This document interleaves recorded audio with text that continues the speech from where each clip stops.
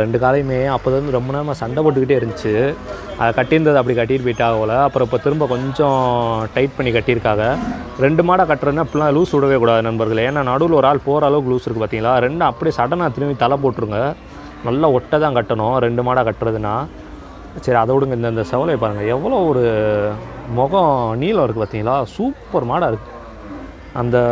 அதாவது மாட்டில் முகம் நீளம் வந்து பெருசாக யாரும் எடுக்க மாட்டாங்க, சின்னம்மா வந்து விரும்புவாங்க. ஆனால் அதோட உடல் தகுதிக்கேற்ற நீளம் இருக்குது இந்த மாட்டில். எனக்குமே மூஞ்சி ரொம்ப நீளமாக இருந்தால் பிடிக்காது. ஆனால் இந்த மாட்டில் அதோட உடல் தகுதிக்கேற்ற நீளம் இருக்குது.